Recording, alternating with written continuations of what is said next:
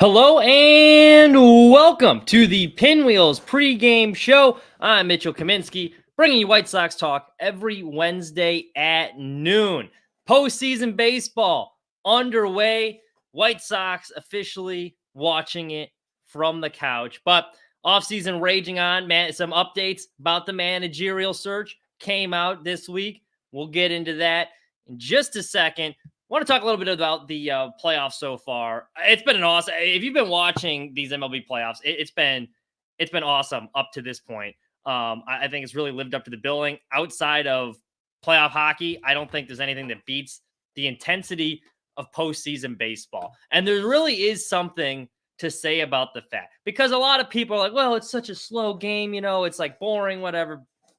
I love, especially when you are invested in the team, the drama that builds between every pitch, because you got the crowd hanging on the edge of their seat, but there's the subtle drama of it's a big pitch coming up with the pitcher stepping off the mound or checking on the runner and going over the signs, and you're just waiting and waiting. Then they'll throw it and then it'll get fouled off, and then that anticipation builds again. So I love it. I think the stress is great, especially. I mean, I would prefer to have a dog in the fight, obviously, but since I'm not really rooting for anyone, you can kind of just sit back and enjoy all this good baseball. I think it was Jordan Lazowski for Sox and 35th. He had a tweet saying that, basically joking, saying yeah, it's weird watching postseason baseball because there's all these good teams playing right now. And it's kind of true.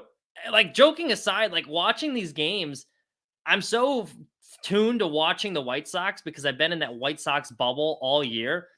I watch some of these games. One, it shows just how far off. When you watch these teams playing, the Yankees, Royals, Guardians, Tigers even, and then obviously Phillies, Mets. I mean, that series has been incredible. And then Padres, Dodgers. But the NL specifically. But you look at these teams play, you realize just how far off the White Sox are. And I'm so conditioned to bad baseball that the other night there's two outs in the Mets game, and there was a big moment in the game. There's runners on base, and they had a chance to score with runners in scoring position. They failed first two times. There's a strikeout, gets the guy out. So Starling Marte comes up, and I'm like, well, the inning's over. I'm not used to watching people hit well with two strikes or them executing on defense. There's a play well, that's going to be a hit. And Bobby Witt Jr. makes a diving backhanded play, and they turn a double play. It's what? Oh. I'm used to usually that getting through. Or a team will go up, like the Phillies the other day. I'm so used to watching the White Sox offense. They got up to a quick 1-0 lead that Wheelers dominated. I'm like, well, hey, this game's over, probably. If it was the White Sox, it would be. That's an insurmountable 1-run lead right there. I'm not used to all these teams coming back on these prolific offenses. So it is kind of funny to watch. And a little sad just how far off the White Sox are right now. A lot of different White Sox represented in the postseason this year. I want to go through the list of players that were represented. At one point, some of them have since been eliminated. Carlos Rodon, who we'll get to in a second. Dylan Cease, a little bit rough his first outing out there. He struggled to make it through 4 innings. And it was a very typical Dylan Cease start where he did this a lot with the White Sox too. The stuff's good, but he seems like he's always nibbling around the corners for strikeouts. He's afraid of contact. He likes the strikeout numbers. So he'll get guys in 0-2. The next thing you know, he'll be nibbling around the corners, and then it all of a sudden becomes 3-2. He lets on a lot of base runners. That pitch count got pretty high pretty early, so he didn't last very long in that game. Jose Quintana, he had a pretty nice start for the Mets the other night. Chris Sale, Aaron Bummer, he's since been eliminated with the Braves. Ronaldo Lopez, Michael Kopech, rough game 1, but I think they don't have a whole lot in that bullpen. I think he's going to be a pretty key piece these last 2 games as they try and claw their way back against the Padres now, down backs against the wall. So we might be seeing a little Michael Kopech next in that critical game 4. Jose Ruiz, our old friend Jose Ruiz. I'm surprised he found another team. Jose Ruiz is always a specialist with the White Sox. If it was above 3 runs or it was a blowout, that guy would come in there and he'd be giving you zeros. If it was a close game or there was any high leverage situation, he sucked ass. So that was always interesting with him coming into a game. Because if it was a blowout, Jose Ruiz would look like a stud. And I just don't trust him with any high leverage situations. Tanner Banks, solid, happy for him with the Phillies. Ian Hamilton. Ian Hamilton's a guy I'm really rooting for because this Yankees bullpen, if you look at it, they had a game where it was all White Sox relievers coming in.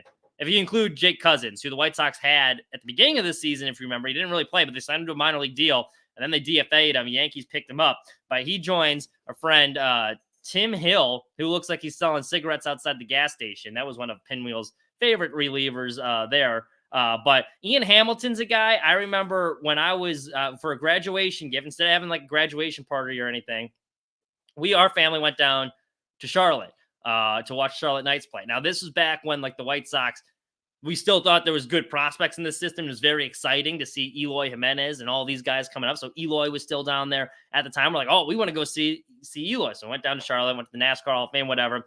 And in the 2 games down there, the Knights proceeded to score 1 run in the both games we watched. So 18 innings, they scored 1 run, lost both games. So pretty good foreshadowing of what was to come in the White Sox offense. But the one guy that really stood out down there was this kid, Ian Hamilton. And at the time, it was his first game up in AAA. He'd just gotten called up from AA. And they brought him in that second game we were down there. And he was throwing gas. I was like, man, this guy's like, he's pretty good. So I'm glad Ian Hamilton has found his footing with the Yankees. And they're giving him pretty significant innings there. It's not like they're, throwaway innings. He came in, I think, the 6th inning the other day in that playoff game. So happy to see him some success.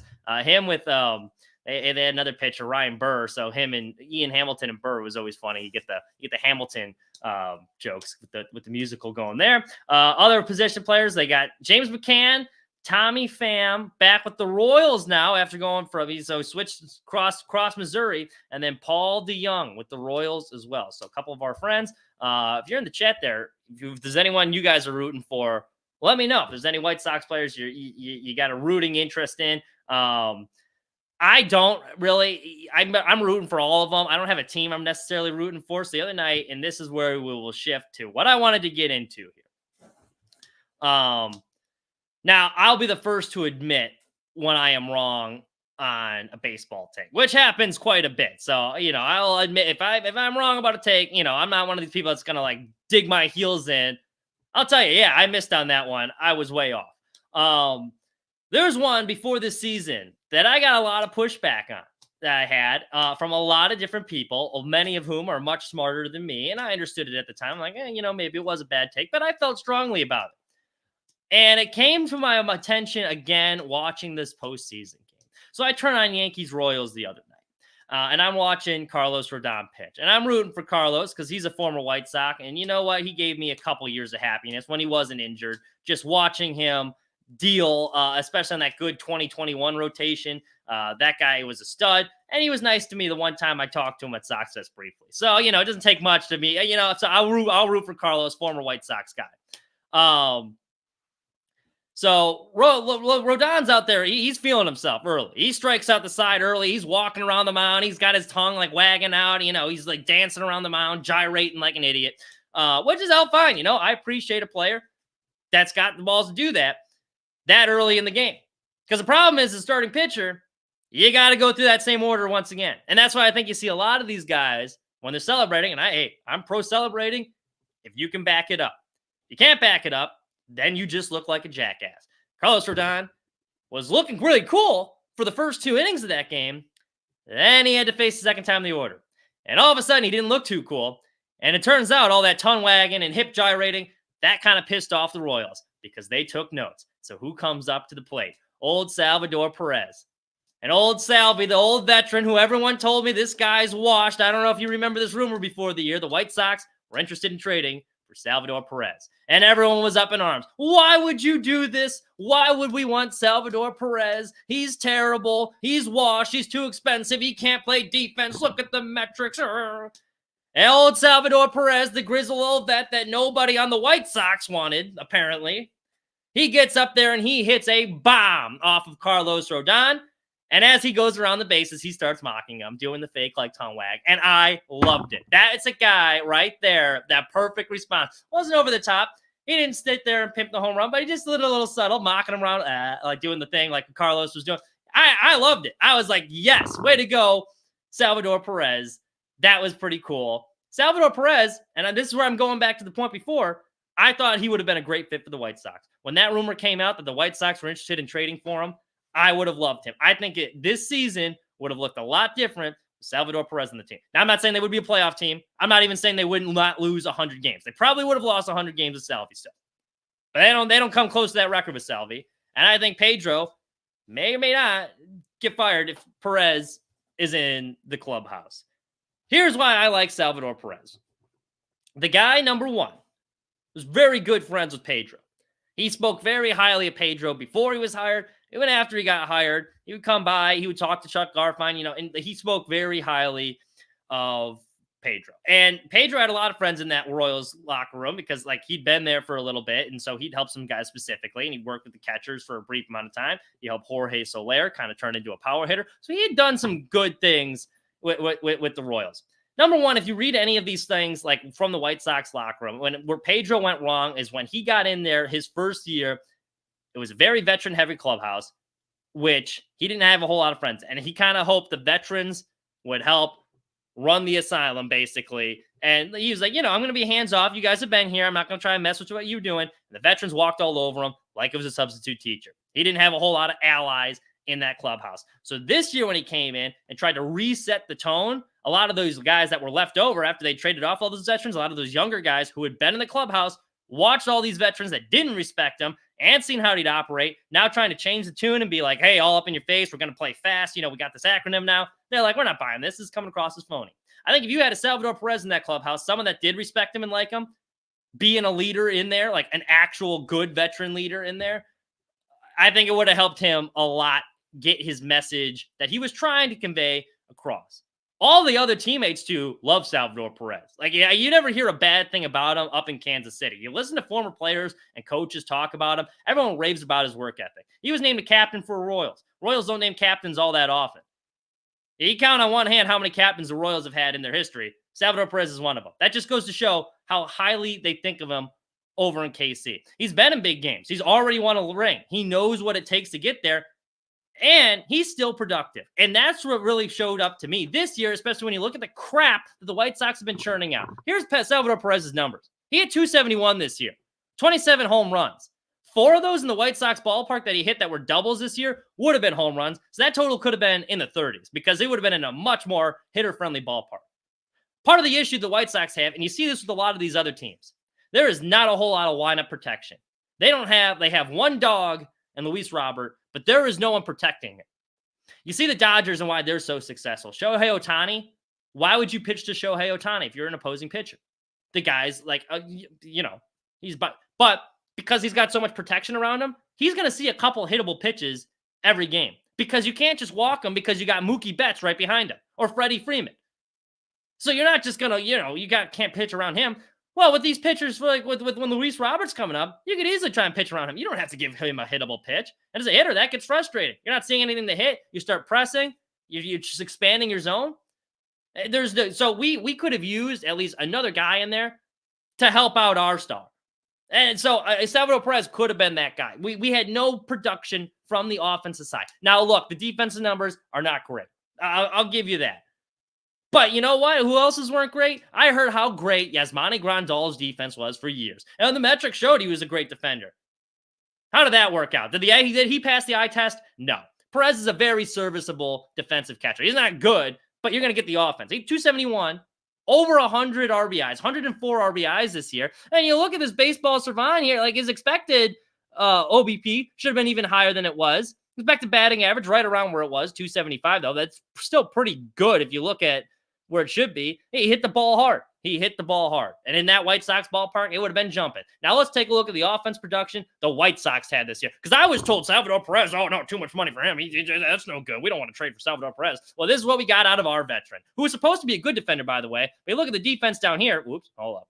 Sucks ass. It's terrible. His defense was terrible. He was barely hitting above the Mendoza line.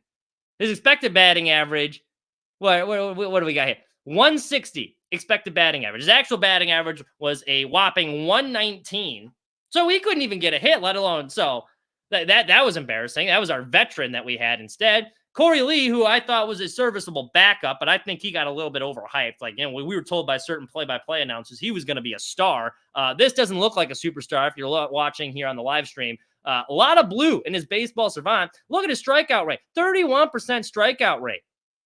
So he catches guys stealing above average, and that's all fine and well. And I do think he could be, like I said, a serviceable backup. I don't think he's a starting catcher in this league anytime soon, but not a whole lot of offensive production there. Chucky Robinson was basically non-existent. I mean, I like Chucky. I was a Chucky Robinson fan, mostly because he has a cool name, but like, let's be honest here.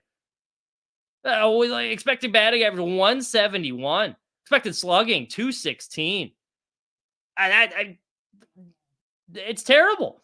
He had 9 hits. He had 76 plate appearances with the White Sox this year, and he had 9 hits. They need more bats. I didn't understand. And maybe I'm still wrong. And like, look, it's not like he was going to make us a contender. Okay. And I get he's old, but he's still producing at a high level. You look at his last couple seasons, he hits a lot of home runs. The White Sox need more bats. They need more line of protection for these stars. If they want to get anywhere close to contention, he would have been such a good guy to be having the clubhouse, and he hits. The man just hits. There's not a whole lot of good hitting catchers. Perez is one of them. So all these White Sox fans that were ragging on me, like, oh, yeah, they want to trade for Salvador Perez? That's so stupid. I don't get it. I don't get it. Maybe I'm making too much of it. I don't know. But like, I'm watching him in the postseason. He looks like a pretty damn impactful player. That looks like a guy I would have liked on my team. And when that rumor came out, I thought it was a good idea. Not a whole lot of other people did. So, I mean, what are you going to do? We got Southside Deech in the chat. How we doing, Upper Deck, Deech? If Getz does not add 2 bats that consistently produce this offseason, they will lose 125 games and celebrate 125 years. I do agree. They do to add. They got to add some more bats because there's not a lot in that farm system either. Because like the big bats that you have coming up, Colson Montgomery, but he struggled a bit. I mean, I don't think it's going to take a little bit of time for him, and it's only going to get harder once he gets to the major leagues too. So I'm not like leaning on him like we were with some of these other guys when they came up to be like, hey, you got to be the face of the franchise right away. I'm being a little realistic with my expectations because you see down there, I mean, other than that, like Tim Alcole, you excited about, but like he's still ways away and there's a lot of flaws there. There's no like blue chip stud. They got to add some more. They got to add some more bats, but they've already said, hey, look, we're not investing. We're not spending a whole lot of money. We're going to be bringing back a pretty similar team. So they are going to lose a lot of games. I do agree with that. I don't think they lose 125. And I think he was probably joking a little bit on that example, but I don't think they come close to the record again. As bad as they were this year, make no mistake, they were terrible. I do think there was something too, like the baseball gods were not on their side. They did catch a lot of really bad luck as far as balls getting hit hard that other teams would catch that they wouldn't, or like, soft hit balls like the other team, like they didn't do soft contact and balls would just drop. So like they did have a lot of bad luck this year. I find it hard to believe that same team, if you brought back that same team exactly as constructed, they lose 121 games. I think they can lose 110. I think they lose over 100 still. It's still a very shitty team. So they're going to lose games, but I don't think they lose 125. Deech also adds here, Robert needs actual proven protection or his trade value. Yeah, and no, this is actually a very good point by Deech. He goes, Robert needs actual proven protection or his, quote, trade value that all the Getz water carriers keep pushing will crater. That's a good point. I don't think his trade value is nearly as high as it was last offseason after coming off that good year. He was injured, and when he was on the field, he sucked. Now, part of that, as we mentioned, not a whole lot of trade or not a whole lot of lineup protection. So to Deech's point, if you're going to trade him, which it looks like they probably are going to have to, because it's going to be the same thought with Crochet. They're so far off. It's like, I don't know if this guy is going to be, even though he's under contract through 2027, I don't know if that's going to be long enough for us to be contending by the time his contract's up. So they're probably going to be looking to trade him and get some more prospects too. But to Deech's point, you're going to be trying to pawn off an injury-prone center fielder who's only shown really one great season. You better hope he puts together a good season early on, because right now I don't think you can trade him this offseason. His value is at an all-time low. It was coming in at an all-time high. Now it's at an all-time, well, maybe not all-time low, but it's low. Yeah, you don't sell low. I mean, it's the basic rule of when you're buying stocks: buy high or buy low, sell high. Why we can't sell him now? So you're going to have to hope he gets off to a hot start. The only way that's going to happen, though, he needs some more lineup protection. He does. Like he's not getting anything to hit, and I think he's pressing, and he's clearly frustrated. So I mean, I don't think Perez gets traded anytime soon now. But when that rumor happened, I think it would have been a good fit. And I think if you watch the Royals this season and you've seen how he's been hitting, I think they need another player like that on the team, because not only would have it helped just on the field, winning a couple more games, like for some of those guys, he's a good locker room guy too. And they need more good locker room guys to clean the stench off that 2022 disaster of a season. Then 2023 was frustrating. Frustrating. You watch all these good teams play baseball and how exciting it is. And then you see, like, it was like, man, this is what it could be. I forgot how much fun baseball was to watch because I was so conditioned to watching these crappy White Sox teams all season long. I was like, oh my God. I mean, that Mets-Phillies game the other night was incredible. There's been a couple. This Yankees-Royals series, too. Those are my two. I mean, the Yankees-Royals, they got another one tonight. I think that goes to 5. I think the Royals get another one. The Yankees are lucky to have won 2 in the Bronx. I think the Royals, had their bullpen have held up game 1, they could have easily stolen game 1, too. And Bobby Witt, he's the best player in the MLB that no one talks about. I mean, that guy he's a stud. He's definitely, he's top 5 players in the MLB right now. The Royals too. And this is the other funny thing. Everyone makes fun of the White Sox for wanting to be like the Royals, right? Although it's kind of funny. We were joking with Shy Sox fan Mike. He posted in the chat like the line of the Yankees, every pitcher they had, because Carlos Rodon had started the game, and then they brought in Ian Hamilton and Tim Hill and Jake Cousins, who was on the team earlier. But they're bringing in all these former White Sox. It's like the Yankees are trying to be the White Sox, the White Sox trying to be the Royals. So it's kind of an interesting loop they got going in the postseason. But at least with the Royals, they were willing to. They saw they had a stud in Bobby Witt Jr., and they invested in him. And we're locking you up long term. But this guy's box office, we're locking him up long term. That's what you do with good players. When you have a good player like that, that's probably like a generational type talent. You hang on to him. Or if they're an all-star, you hang on to him long term. You invest in him early. I think that's what the White Sox should do with Garrett Crochet, personally. Now, I don't think you pay him nearly as much as Bobby Witt, but they won't do that. They don't look at it like that. They look at it like, nope, let's try and flip him. Let's try and flip this guy. We're going to do the same thing with Robert. When you get a stud like a Bobby Witt Jr., you hang on to him. That's what good organizations do. So maybe we should, in this instance, take a page out of the Royals playbook. We'll get into the managerial search. I don't want to talk too much about that because I feel like it's going to be dominating a lot of these offseason shows until there is a hire made. But they have said that they think last week of October, first week in November, that's kind of when they want to have this thing decided. Now, a lot of the rumors have been pretty tame to this point. The only real candidates that I've heard floated around that are like serious outside of the one that came out this week, we had that Clayton McCollum from the Dodgers, first base coach. That came out a few weeks ago. We were told that he's like the leading candidate. Bruce Levine, 670 the score, come out that, yeah, he's probably the front runner at this point.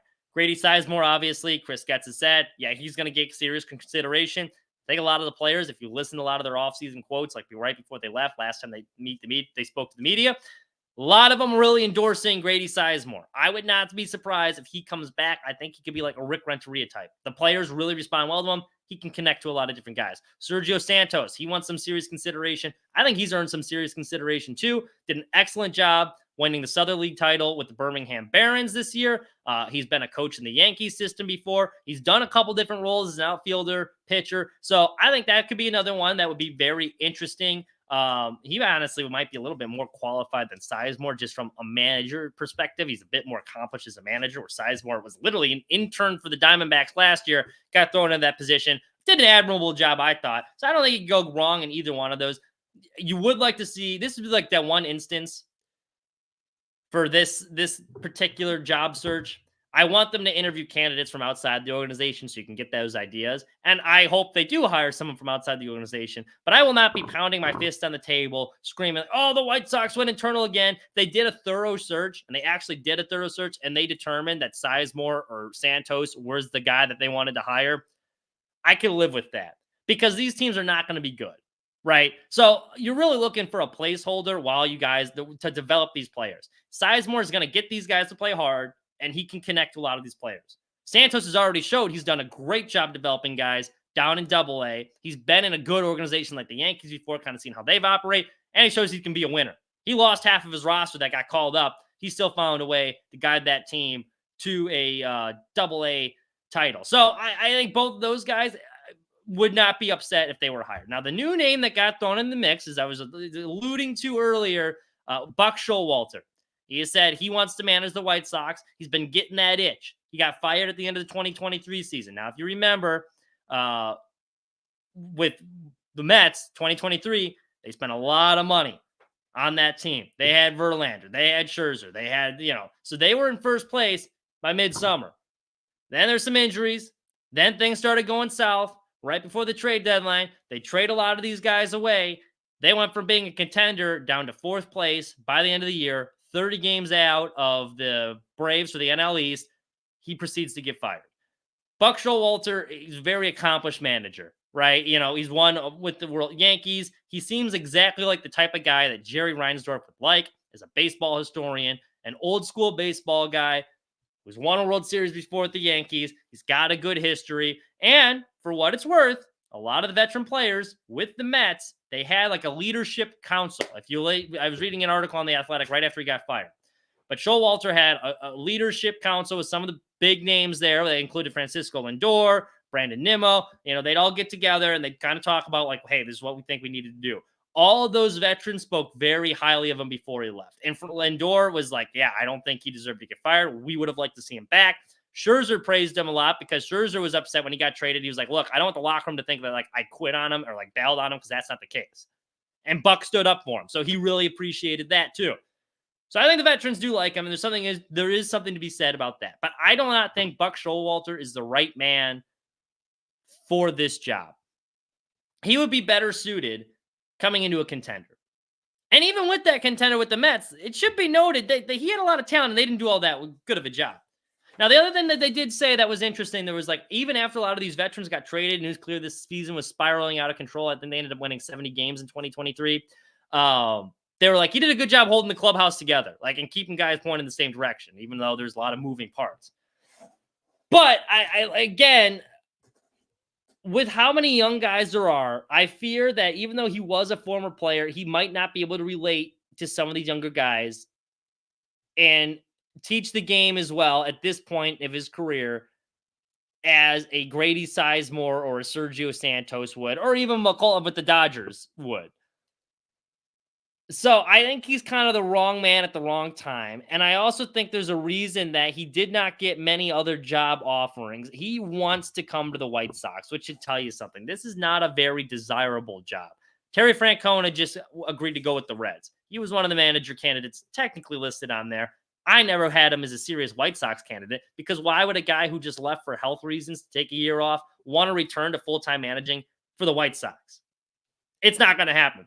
So I think a lot of these other managers, like qualified managers, they don't want to come here. The fact that he wants to come manage the White Sox, and because he has you can tell he's got the itch. He doesn't want to be an analyst anymore, but there's not a whole lot of other people. There's not a whole lot of other suitors for Buck Showalter's services. And I think that's very telling. And I don't think he's the right man for this team. I think if they had more veterans, he would have been a better version of Tony La Russa when they had when they were ready to contend.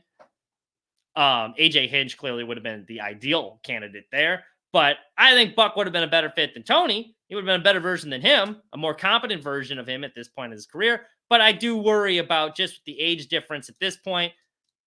Although, you know what, though? I shouldn't even say the age thing. The age thing isn't an issue if you're sharp, because I think we saw with Dusty Baker with the Astros, those teams still played well over him. So if you can still relate to these guys and connect, yes, I think you could be okay. It's clear that some of the guys liked him. But I still don't think I just don't see that ending all that well. I think that would do more harm than good with the type of team the White Sox have and the type of teams that Buck Showalter's been managing in the past. So we'll see how that plays out. There haven't been a whole lot of other names floated around there. So it looks like this Dodgers first base coach has the inside track position, but maybe the White Sox tighten up the ship. They are doing the overhaul front office project. Maybe there's not as many leaks. We got David in the chat here. He said, I'd want Paulie and AJ on the coaching staff. Absolutely not. Well, on the coaching staff, maybe. I don't think these guys that don't have any managerial experience, one, I don't think Paulie would be all that interested. I think he's very happy coaching his son in Little League right now. So I don't know what other major league coaching experience he has. AJ, I think's got a pretty good gig. I know he'd be interested, I think, in coaching or managing. I just don't see that working out all that well. With no experience, just throwing him in there, we don't know how he's going to react. The reason that the Sizemore thing, and I'm on board with Sizemore, despite him not having any manager experience beforehand, is they threw him in to be an interim, just put water on the fire and like tread water till the end of the season. And then it became very apparent that, like, hey, he was pretty good at this. I don't want to fire the guy, though, and now have an unproven commodity come in there and what is going to be a very important season. Because they're going to, while they will be bad next year, it's going to be a very important season because you got a lot of these young guys that are supposed to make up this next core, and this will be their first opportunity really playing together and developing at the major league level. You need the right guy at the helm to kind of manage that and make sure, no one's getting too high, no one's getting too low, and they can handle the rigors of a long season there, keep their confidence up, and grow as players. Do we have any idea if AJ can do that? No. Maybe he can. Maybe he'd be a great manager, but I'm not willing to roll the dice and make that bet without seeing a little bit of something beforehand. And even Santos, who's never managed at the major league level, at least I can see that he can manage at the minor league level. We've seen it. So it's not as big of a risk. So that's why I would be hesitant to make them a manager or even just throw them on the coaching staff. Because what's AJ going to coach? I mean, bench coach maybe. I don't know, but we've never seen him do it before. And I think this nostalgia, and this goes back to, and I know it's a little bit hypocritical because I was just vouching for like, hey, I think the two internal candidates they have right now would not be bad ideas. So I get this is contradicting that, but they got to get away from, I am so sick of every October, I got to see the same 2005 White Sox highlights. On this day, they did this. You know why we have to keep seeing that, though? Because they haven't had anything relevant since. We had the brief appearance of the blackout game, the Yuri home run. Other than that, they got no other good postseason highlights. So I have to keep watching this 2005 recycled crap. And I don't want this to be like the 85 Bears, where the Bears get stuck in this void and they get stuck in the past. 85 Bears are all about defense. 85 Bears, that's all you hear about. 30 years later, I don't give they're a great team. It's over. Let's make some new teams that we can talk about. Like, we don't have to keep talking. We don't have to keep referencing the 85 Bears. We don't have to keep going back to the 2005 White Sox. I get they were good. I get it's nostalgic. That was the only, I wish I'd appreciated more when I was younger watching it. That was the first and only winning team. That might be the only World Series I see in my lifetime. I love the 2005 White Sox. Got a Paul Konerko autographed baseball card on my desk. I love Paulie too. I love AJ. My dress of my dog is AJ for Halloween. But, this nostalgia with the 2005 White Sox, I'm thinking it's just going to solve everything because that was a great moment in White Sox history. I'm anti bringing these guys back and trying to, just because they were on the 05 White Sox. They're both great players, does not mean they're going to be a great coach. So that's how I feel. That's why I wouldn't bring that. I think that would also do more harm than good, bringing those guys in. But we shall see. I think it's very telling, though, that not a whole lot of names have been leaked or surrounding this job. The last time they were having a big manager, even with Pedro Grifol when he got hired, there's a lot of leaks leading up to that hire. A lot of different candidates being floated around. Not a whole lot for this one yet. And maybe it's just because the postseason's still going. So maybe once the postseason ends, that'll start to ramp up. But when they fired Ricky and they hired Tony, that happened while the postseason was still going on. That happened pretty quickly, like right after the season when Ricky got fired, and that job search ramped up pretty quick. So this one's moving a little bit slower, I thought. Maybe Chris Getz has tightened up shit. Maybe there's just not a whole lot of candidates that want the job. David Pauly is hitting coach. Well, I mean, we'll see. I wouldn't hate it. I just don't think it's a great idea. We can throw him at hitting coach, I guess. What they've had hasn't been working. We've had a revolving door of hitting coaches, so I guess. I just don't think it's a good idea. I don't even know if he'd want to do it, though. If I'm being honest, I don't think he'd want to do it. I think he's very happy down in Arizona coaching his kid. I don't think he would. I think even if the White Sox did offer it, I don't think he takes it. We'll see. I have no inside knowledge. That's just speculation at that point. That's all we got for you this week. Thank you guys so much for tuning in. We will be back next week at noon. I am sure some more postseason baseball will unfold then. Enjoy it while you can. That's the one perk of being the White Sox fan is not a whole lot of stress watching these games. You got to just sit back and enjoy some great baseball. there's been a lot of it, and a lot of former White Sox players to root for too.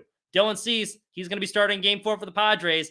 That'll be interesting, especially after getting roughed up game 1. They're trying to close this thing out. They feel like he's their best pitcher. So that'll be one I will be tuning in for sure. I don't know if Pinwheels and Ivy has a regular show tonight, but follow Aldo, follow Pinwheels and Ivy on Twitter. They'll have some more updates there too. Also, this show now on Spotify. So if you didn't catch us live, you can watch us on Spotify, and also make sure you are reading Sports Mockery, sportsmockery.com. You can catch all the latest White Sox updates, Bears updates, Blackhawks season underway. But we will have some articles coming out this week about the White Sox manager search. Got some more thoughts on Buck Showalter I'm working on. So a little in-depth about his background and a little more on why I don't think he'd be the right man for the job at this point in time. Thank you so much for listening. Have a wonderful rest of your week.